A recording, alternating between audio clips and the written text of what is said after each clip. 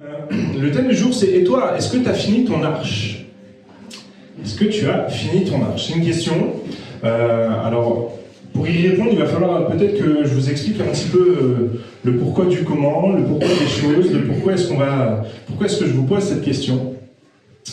Pour ce message, je vais m'appuyer sur une histoire qui est très connue en fait. C'est l'histoire de Noé et de son arche. Qui la connaît? Okay, c'est un élément, ce qu'on appelle de pop culture, de culture populaire. Il y a des Playmobil, l'arche de Noé. Aux enfants, on offre des arches de Noé pour faire des animaux. Qu'est-ce qu'elle fait la vache? Elle fait meu. Qu'est-ce qu'elle fait la girafe? On ne sait pas, mais en tout cas, il y en a une. Elle fait Sophie la girafe. Elle déblatère. Voilà. Mais l'arche de Noé, c'est un récit qui est à la fois très surprenant. Il est vraiment au tout début de notre ère, en fait, quand on s'attache aux Écritures. Dieu a créé l'homme, Dieu a créé l'homme à son image, l'homme a chuté en consommant de l'arbre défendu, il a été mis en dehors du jardin d'Éden, et puis Dieu a fait un peu, Dieu les a laissés, en fait, finalement, en dehors du jardin, et il y avait cette communication qui était rompue avec Dieu, ce qui fait que les hommes se sont retrouvés livrés à eux-mêmes. Ils avaient oublié qu'il y avait un Dieu, ils ont oublié que Dieu existait, et puis on se retrouve un petit peu dans un contexte qui est un peu similaire au nôtre en fait. C'est ce qu'on va voir. Je vais pas lire tout le texte de Noé parce qu'il est vraiment très long, il s'étale sur 3 chapitres. Donc je vous inviterai chez vous à prendre le temps de relire toute l'histoire de Noé, donc de Genèse 6 à Genèse 8. Voilà, comme ça vous pourrez vous imprégner de l'histoire. Et puis éventuellement venir réécouter la prédication sur la chaîne YouTube. Mais concrètement, on a un peu les mêmes axes que notre société aujourd'hui. Ce qui veut dire qu'aujourd'hui, il n'y a rien de nouveau. Premièrement, on a une humanité rongée par le péché. C'est-à-dire que le péché a pris sa place dans l'humanité. Chacun fait un peu ce qu'il a envie. L'Éternel vit que la méchanceté des hommes était grande sur la terre et que toutes les pensées de leur cœur se portaient chaque jour uniquement vers le mal. C'est un petit peu ce que vit notre société aujourd'hui. Okay ? On est d'accord pour dire que chacun fait un peu ce qu'il a envie, mais surtout est très porté vers le mal. On a envie d'une société, chacun est un peu dans son coin, fait pour sa poire, pour sa pomme, et quitte à faire du mal à autrui, c'est pas grave, tant que moi ça va, je m'en porte pas plus mal. Ça c'est un peu le constat de notre société. De toute façon, elle est pilotée, conduite par le péché et le mal. La deuxième chose, c'est l'imminence d'un jugement. Nous, chrétiens, on croit que Jésus-Christ revient bientôt, il vient chercher son Église, mais que, accompagné du retour de Jésus-Christ, vient aussi le jugement des nations. C'est-à-dire que Dieu va juger les nations de leurs œuvres, et chacun va devoir passer devant le tribunal de Dieu pour être jugé. Et le jugement de Dieu, il est sévère. Ça fait quelques temps maintenant aussi qu'à l'association, pendant le mot du jour, je prêche là-dessus en disant mais arrêtons de croire qu'on a un Dieu bisounours qui ne fait rien, qui n'agit pas et le temps arrive où Dieu va venir juger les nations et la colère de Dieu va s'abattre sur les nations. Et on connaît quelle est la conséquence du péché pour nos vies, c'est la mort. Donc Dieu va venir appliquer cette condamnation à l'humanité. Et on est dans le même contexte dans l'histoire de Noé. L'Éternel dit « J'exterminerai de la face de la terre l'homme ». Je le refais, hein. J'exterminerai de la face de la terre l'homme que j'ai créé. Depuis l'homme jusqu'au bétail, aux reptiles et aux oiseaux du ciel, car je me repens de les avoir faits. C'est fort, hein, quand même. Hein. C'est-à-dire que Dieu, presque, il se repent. Il est triste de voir l'état dans lequel est la création qu'il a faite. Il est triste de voir la terre qu'il a créée, il est triste de voir les hommes qu'il a créés, voir qu'ils se livrent à ce point-là au mal, et il va dire « je vais les exterminer ». Ouf. De la même manière qu'aujourd'hui, notre humanité est pilotée par le mal, et qu'à un moment donné, Dieu va dire « stop, maintenant je vais exterminer le mal ». Okay, donc on a cette imminence du jugement. Et la troisième chose, c'est que dans le contexte de Noé, on a un moyen de salut. Même dans le temps de Noé, il y avait le salut qui était possible. Il était possible d'échapper au jugement de Dieu. Noé trouva grâce aux yeux de l'Éternel. On retrouve ce mot même dans un Ancien Testament où Jésus-Christ n'est pas encore mort pour nos péchés, même dans l'Ancien Testament où on a la sensation que tout est loi, tout est commandement, eh bien nous avons encore un Dieu qui est là et qui fait grâce. D'accord ? Et Noé a trouvé grâce aux yeux de Dieu. Donc là, j'ai un peu planté le décor maintenant de cette histoire. Donc on est dans un contexte similaire au nôtre.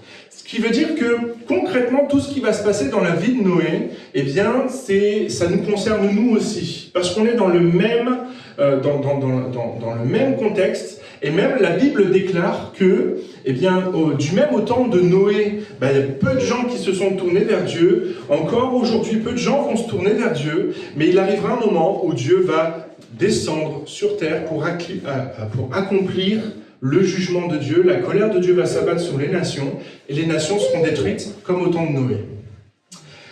J'ai une première question à vous poser, avant d'aller plus loin dans le message. Selon vous, d'où vient le salut de Noé? De sa bienveillance. De la bienveillance de Dieu. De l'obéissance. Ok, et vous savez ce qu'il a fait, Noé? Ok, il a construit une arche, il a mis des animaux dedans. D'accord. Ok. Hein, et il est monté dedans, et le déluge est venu. Ok, l'arche est restée au-dessus des eaux.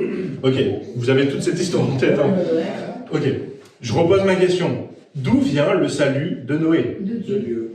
Parce qu'il était juste. Alors, Noé était juste, d'accord? Donc c'est pour ça que l'arche elle flottait. L'arche elle flottait. Ok. Noé a cru. Effectivement, il serait dangereux de croire que le salut de Noé vient de sa capacité à construire une arche. La réalité des choses, le texte nous dit bien que le salut de Noé ne dépend absolument pas de sa capacité à construire une arche. Le salut de Noé ne dépendait pas de sa capacité à aligner des planches pour faire un gros bateau. C'était un sacré bateau, hein, d'ailleurs, soit dit en passant, c'était quelques terrains de foot. Hein. Pour vous donner un ordre d'idée, il a fallu mettre beaucoup d'animaux, l'espace pas un peu pour tout le monde. Bref, il y avait vraiment cette notion de... c'était un gros bateau, mais le salut de Noé ne dépendait pas de sa capacité à construire l'arche. Le salut de Noé ne dépendait pas de son arche. Ok? Là-dessus, est-ce que tout le monde est clair? Parce qu'on va le lire, d'accord? Dans Hébreux 11, 7, c'est par la foi que Noé, divinement averti des choses qu'on ne voyait pas encore, saisi d'une crainte respectueuse, construit une arche pour sauver sa famille. D'accord? C'est-à-dire que c'est pas Noé a construit une arche, donc il a été sauvé. C'est Noé a été sauvé par la foi, et donc il a construit une arche pour sauver sa famille.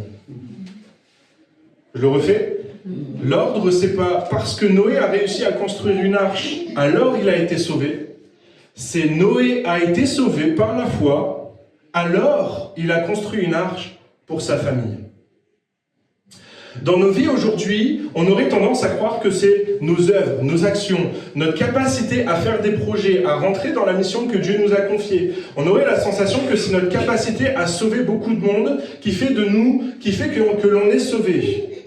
Mais la réalité des choses, c'est que toutes ces œuvres-là, aussi bonnes soient-elles, ne doivent être que la conséquence de notre salut. C'est-à-dire que quand vous cherchez à porter le message de l'évangile autour de vous, quand vous portez le message de la croix autour de vous et que vous parlez autour de vous de ce que Jésus-Christ a fait pour vos vies, ça n'est qu'une conséquence du fait que vous soyez sauvés. Et ça n'est pas parce que vous annoncez le message de l'évangile autour de vous, ça n'est pas parce que vous parlez de l'évangile autour de vous que vous serez sauvés. Est-ce que vous comprenez la subtilité? C'est-à-dire qu'il faut mettre les choses dans le bon ordre. C'est que Noé a construit son arche parce qu'il était sauvé et qu'il voulait sauver sa famille. Ok? Donc ça, c'est important de s'en rappeler et de s'en souvenir. Et c'est le premier point de ma prédication. Dieu veut ton pas de foi. Dieu ne veut pas tes œuvres. Dieu ne cherche pas tes œuvres pour te sauver. Ce que Dieu souhaite, premièrement, avant toute chose, c'est ta foi en lui. C'est que tu places ta foi en lui. De la même manière que Noé a placé sa foi en Dieu et que ça lui a permis d'être sauvé et ensuite de construire une arche. Ce qui fait que l'arche, à quoi elle sert finalement? À sauver le monde. Son arche lui sert à sauver sa famille et puis à sauver quelques animaux. Ce qui fait que l'arche de Noé, c'est pas son moyen de salut. L'arche de Noé, c'est sa mission.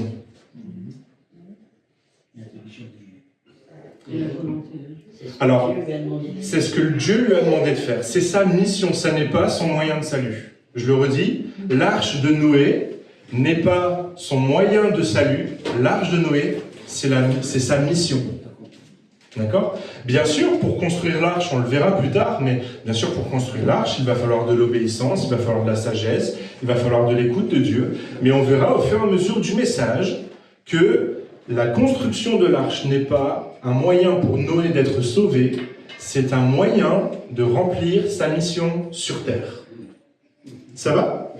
Avant d'aller plus loin, j'aimerais justement qu'on puisse réfléchir ensemble, et vous connaissez la réponse parce que à l'Église Ressources, on aime le répéter et le re-répéter et encore le répéter. Mais quelle est la mission pour l'humanité? Quelle est la mission des chrétiens? Vous êtes disciples de Christ si vous êtes là ce matin, donc vous êtes chrétiens, donc vous avez une mission qui est annoncer l'évangile. Allez de par le monde, prêchez la bonne nouvelle, faites des nations des disciples en les baptisant au nom du Père, du Fils et du Saint-Esprit, en leur communiquant les commandements et les ordonnances de Dieu, en leur transmettant ce que Jésus a donné. On se doit, tous, on est investis de cette mission de faire des disciples. Ça va? Tout le monde est au clair avec sa mission? Du coup, on va continuer un petit peu. Le deuxième point de ma prédication, c'est sois un constructeur d'arches. Ok? La construction de l'arche, on va le lire ensemble, c'est Genèse chapitre 7, verset 13. Ce même jour entrèrent dans l'arche Noé, Sem, Cham et Japheth, les fils de Noé, la femme de Noé et les 3 femmes de ses fils avec eux. C'est-à-dire que la construction de l'arche est un moyen pour Noé de sauver ses proches, de sauver sa famille, de sauver ceux qui sont autour de lui. L'arche n'est que le moyen que Noé emploie pour sauver sa famille. C'était la mission de Noé. Noé, sa mission sur terre, l'ordonnance de Dieu pour Noé, c'était de construire une arche pour sauver sa famille et pour sauver quelques représentants des animaux. C'était le seul objectif de l'arche. Aujourd'hui, j'aimerais te poser la question, mais à quoi ressemble ton arche? C'est quoi pour toi aujourd'hui ton arche dans ta vie?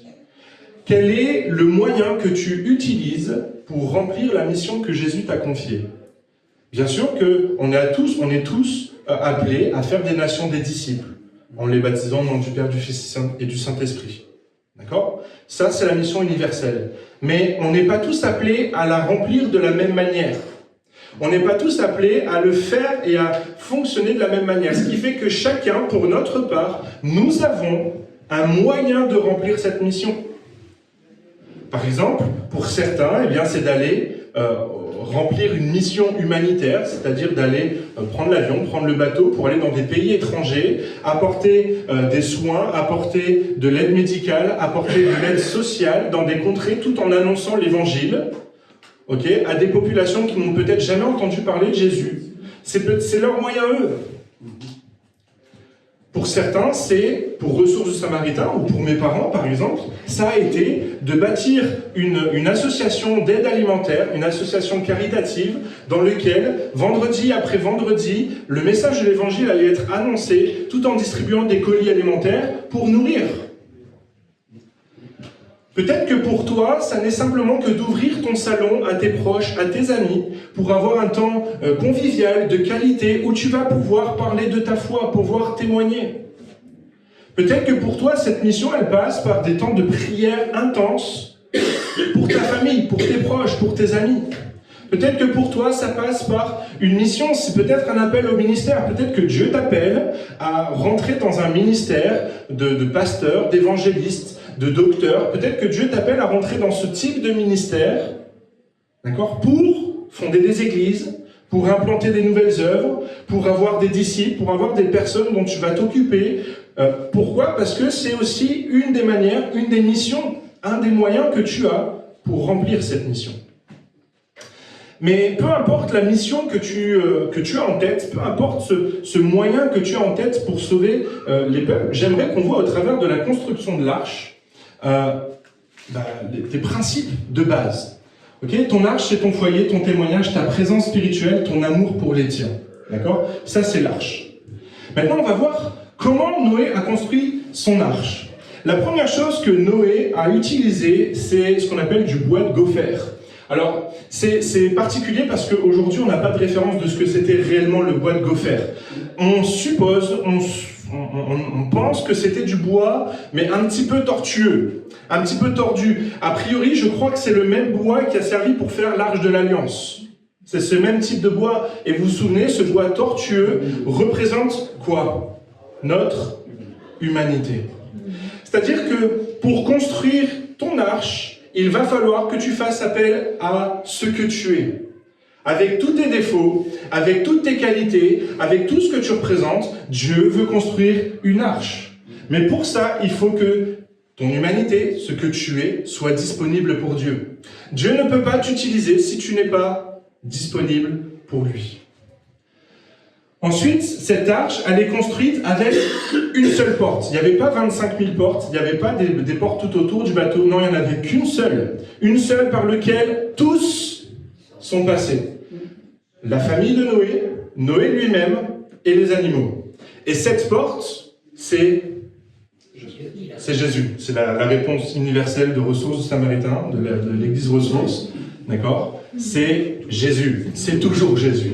La porte unique, c'est Jésus, le seul chemin de salut. C'est-à-dire que à chaque fois que tu vas ouvrir ta maison, à chaque fois que tu vas prêcher l'évangile, à chaque fois que tu vas annoncer la bonne nouvelle, à chaque fois que tu vas témoigner, tu vas pas témoigner de toi, tu vas pas témoigner de l'église Ressources, tu vas pas témoigner de concepts, de religion, tu vas pas témoigner de ta croyance, de ta religion. Non, tu vas témoigner de Jésus. Pourquoi? Parce que dans ta mission, la porte d'entrée doit être Jésus seul. La seule personne qui mérite d'être annoncée dans notre évangélisation, c'est Jésus seul. Il y a une seule porte. Jésus est la porte. Donc, Dieu utilise notre humanité. La seule porte, le seul chemin, c'est Jésus. Et ensuite, l'arche était couverte de pois. Alors, on pense que c'était un légume mais qui était écrasé, okay, pour recouvrir et pour rendre l'arche étanche. Okay, pour éviter qu'elle coule, que l'eau s'infiltre, on l'a recouverte de pois pour qu'elle flotte et qu'on évite que l'eau évite de rentrer. D'accord ? Ce poids, c'est la protection de Dieu sur ta mission. Ça représente vraiment, vous savez, l'expiation de nos péchés. Alors, je vais expliquer le terme expiation, mais vous savez que nous sommes couverts par le sang de Jésus. Est-ce que c'est un terme que vous avez déjà entendu? Le sang de Jésus-Christ a coulé à la croix pour nous purifier de nos péchés. Et Dieu, quand il nous regarde, il nous voit au travers du sang pur de Jésus. Ce qui s'appelle l'expiation. De la même manière, pour l'arche, on a enduit l'arche de pois, d'accord, ce qui représente le sacrifice de Jésus-Christ à la croix, qui vient couvrir de grâce, qui vient couvrir de bonté, qui vient couvrir de salut la mission que vous accomplissez. C'est-à-dire qu'à chaque fois que vous rentrez dans la mission, dans votre projet, dans votre arche, eh bien, vous annoncez Jésus-Christ qui est le seul chemin, et en plus, vous annoncez la bonne nouvelle du salut. Vous annoncez la bonne nouvelle de la grâce. Vous annoncez la bonne nouvelle de l'amour. Vous annoncez, eh bien, cette protection de Dieu qui permet à chaque être humain de grandir dans la foi. On continue. Il y avait une fenêtre placée en hauteur dans l'arche qui permettait de voir le ciel. Ok, cette fenêtre placée en haut, c'est le regard braqué sur Dieu. Dans ta mission, ce que tu dois annoncer, c'est Jésus-Christ seul, c'est le fondement, c'est la seule porte d'entrée dans ta mission.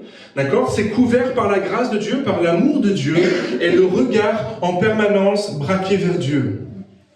Ok, à ce moment-là, Noé n'avait pas besoin de regarder ce qui se passait sur terre, n'avait pas besoin peut-être de voir les cadavres flotter au-dessus de lui, n'avait pas besoin de voir les animaux morts flotter au-dessus des eaux, il n'avait pas besoin de voir tout ça. La seule chose que Noé avait besoin de faire, c'était de regarder Dieu, de regarder au ciel. Dans la mission que Dieu t'a confiée, dans le travail missionnaire que tu as à faire pour rentrer dans ce projet que Dieu t'a confié à toi individuellement, Dieu t'invite à être disponible pour lui, à prêcher le message de Jésus-Christ et de Jésus-Christ seul, à parler de cette grâce, de cette bonté qui nous couvre et qui couvre toutes nos fautes, mais tout en ayant le regard braqué sur Dieu. C'est pas toi qui es responsable des personnes qui sont rentrées dans la mission. Vous savez, en tant que chrétien, des fois on est découragé parce qu'on a prêché l'évangile, on a annoncé l'évangile pendant des semaines, pendant des mois, et on a usé de patience envers des personnes pendant des semaines, pendant des mois. Et puis d'un coup, on se sent triste parce que les personnes ont refusé le message de l'évangile. Au temps de Noé, c'est l'équivalent de ces personnes qui flottent mortes au-dessus des eaux. C'est ça qui se passe. Quand une personne refuse le message de l'évangile, c'est une personne qui est condamnée à une mort spirituelle éternelle. Et du temps de Noé, c'était une personne qui allait être morte, flottant au-dessus des eaux. Et c'est pas agréable de voir ça. En tant que chrétien, on n'a pas envie de voir ce désastre d'âmes qui se perdent. C'est pour ça que la seule fenêtre que Dieu a placée, que Noé a placée, c'est une fenêtre qui est braquée sur Dieu. C'est à Dieu qu'il faut regarder. Il ne faut pas regarder au manque de résultats de ton témoignage. Il ne faut pas regarder au manque de résultats de ta mission. Il ne faut pas regarder au manque à tous ces manquements-là. Non, la seule chose que tu dois regarder, c'est Dieu.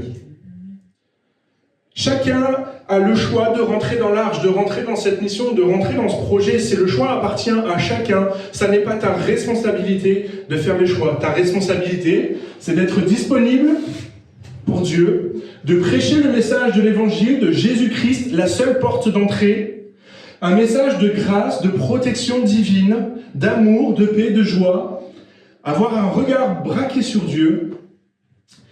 Et vous l'avez tous dit, une nécessité d'obéissance. Les dimensions de l'arche n'ont pas été fournies par l'intelligence de Noé. Les dimensions de l'arche ont été fournies par Dieu. C'est-à-dire que ta mission, ton projet, la façon dont tu vas annoncer l'évangile est dictée et conduite par Dieu. Et c'est Dieu qui fixe les choses. Et peut-être que toi, dans un premier temps, aujourd'hui, ça te va bien. Toi, tu pries chez toi, tu pries pour les gens qui sont autour de toi, et ça te va bien. Puis peut-être que Dieu est en train de t'interpeller aujourd'hui en disant « Mais moi, j'attends plus maintenant. C'est bien, tu as prié pour ton voisinage, mais maintenant, j'attends plus de toi.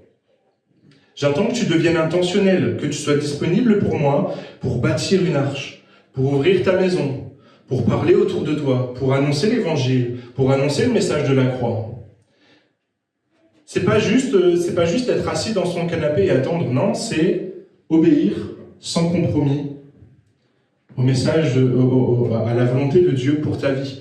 Nous sommes chacun appelés à servir Dieu. Faites des nations des disciples en les baptisant au nom du Père, du Fils et du Saint-Esprit. Annoncez-leur tout ce que je vous ai prescrit. Voilà notre mission, elle est universelle. L'arche n'est qu'un moyen. Quel est le moyen que tu emploies ? Oui, prier, c'est un début, c'est super. Mais à un moment donné, peut-être que Dieu t'interpelle en disant « Mais va plus loin, ouvre ta maison. » Peut-être commence à inviter des amis, à préparer un bon repas, pour commencer à mettre des gens à table autour de toi et leur parler de ce que Jésus-Christ fait dans ta vie. Peut-être que c'est l'occasion pour toi de commencer à t'investir dans le tissu associatif de la ville pour faire des contacts, pour créer des liens avec des personnes à qui tu vas pouvoir parler de l'évangile. Peut-être que c'est aussi pour toi t'efforcer à aller te réconcilier avec tes proches, avec ta famille, ok, pour simplement retisser des liens avec eux et leur annoncer le message de l'évangile. Mais pour ça, il faut être disponible. L'arche n'aurait pas pu être construite s'il n'y avait pas du bois disponible. Est-ce que tu es disponible pour Dieu ? Dieu te demande d'apporter ton humanité couverte par la grâce, de passer par Jésus seul, de garder tes regards braqués vers le ciel et d'obéir précisément à ses instructions pour accomplir ta mission. Voilà quel est l'enjeu de l'arche. L'arche, c'est le moyen d'accomplir ta mission. Et donc, c'est le dernier point. Dieu patiente. Plus je lis ce passage, plus je lis l'histoire de Noé, plus je me rends compte que Dieu n'a pas dit à Noé, dans 3 mois, le déluge arrive. Ok, c'est pas comme Astérix, Obélix, Mission Cléopâtre, tu as 3 mois pour construire un grand palais, il va falloir faire appel à Panoramix et compagnie. C'est pas ça. En fait, Dieu va dire, je vais exterminer le mal de la surface de la terre. Tu as trouvé grâce à mes yeux, construit une arche. Alors, j'ai plus le chiffre en tête. Je sais que Noé a passé beaucoup de temps à construire son arche. Il a mis beaucoup de temps. Presque 100 ans, je crois. Ouais, à peu près. Puis en fait, peut-être, quand on est arrivé à 100 ans après, bon. Mais peut-être qu'en fait, pour construire la même arche, 10 ans aurait suffi. Peut-être, hein. Je sais pas, j'en sais rien, j'étais pas là. Il y a un gars dans les pays nordiques, en Europe, qui a décidé de construire, de reproduire l'arche taille réelle. Il a mis 6 ans pour la faire. Bon, il y a eu tout un travail de préparation pour trouver les fonds, pour rassembler les matériaux, toutes ces choses-là. Et à partir du moment où il avait tout disponible, il a mis 6 ans pour la construire. Ce bonhomme-là, il n'a pas 100 ans. Donc ça veut dire que, concrètement, peut-être que Noé, il aurait fallu 10 ans pour construire l'arche. Peut-être 20 ans, 30 ans. Mais en fait, il a mis 100 ans. Ça veut dire quoi pour nous aujourd'hui? Ça veut dire que Dieu patiente. Je vous ai annoncé l'imminence d'un retour. L'annonce du retour de Jésus-Christ fait partie du message de l'Évangile. Jésus-Christ revient bientôt chercher son Église, chercher ceux qu'il aime, chercher ceux qui ont confié leur vie en Christ, qui ont demandé pardon pour leurs péchés, qui se sont repentis, qui se sont convertis, qui ont pris leur baptême, qui se sont engagés avec Dieu. Jésus-Christ revient chercher son Église. Mais pour l'instant, Dieu patiente. On va lire ce texte dans 2 Pierre. Le Seigneur ne tarde pas dans l'accomplissement de sa promesse. Peut-être que tu penses, Jésus, ça fait 2 ans que tu devais revenir bientôt. Moi, si je dis à ma femme, t'inquiète pas, je vais changer l'ampoule bientôt, ça veut dire que j'ai une marge de 2000 ans. Ça va, hein? Maintenant, elle a l'habitude, je parle comme Jésus, moi.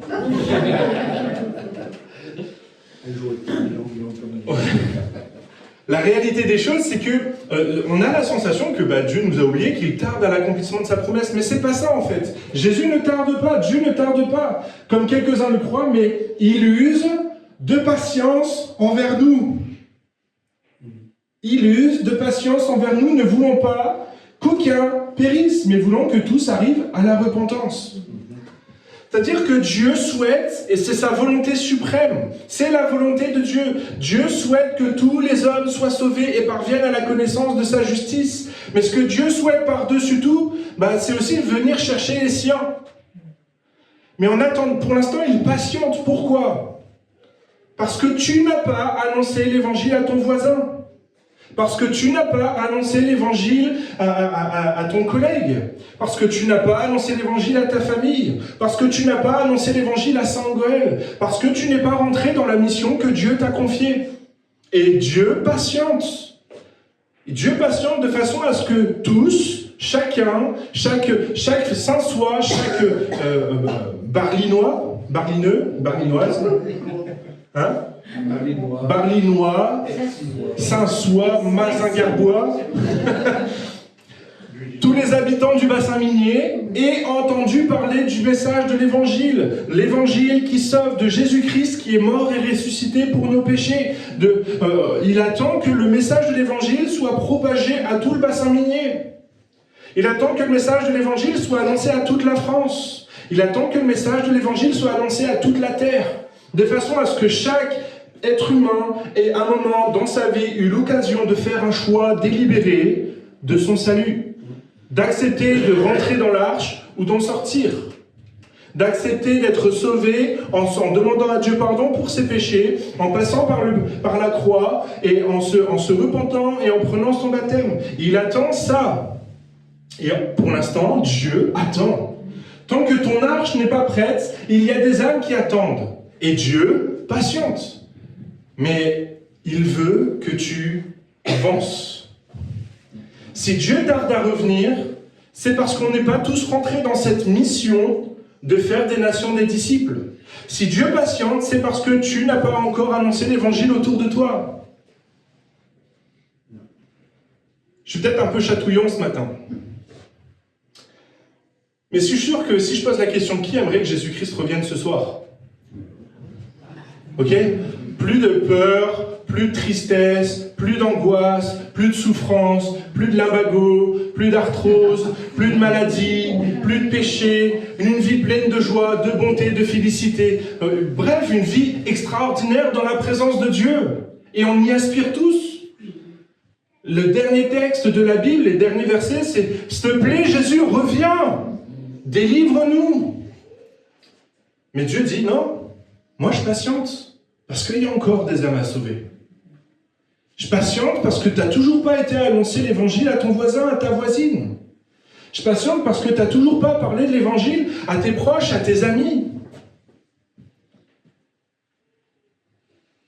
Alors je vous repose la question. Et toi, est-ce que tu as construit ton arche? T'en es où de ton arche? T'en es où de la mission que Dieu t'a confiée? T'en es où du projet que Dieu t'a confié?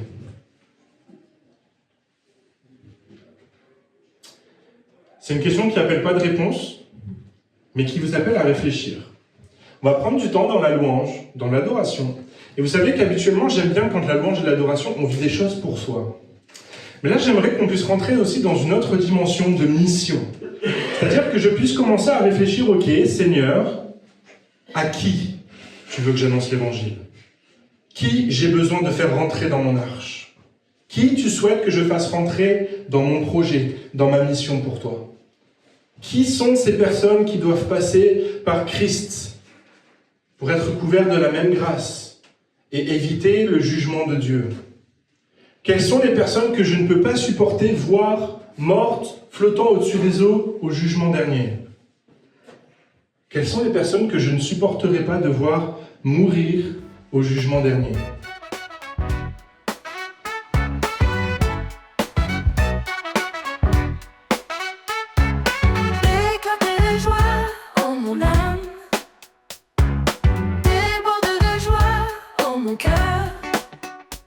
La présence du Seigneur, c'est la source du bonheur.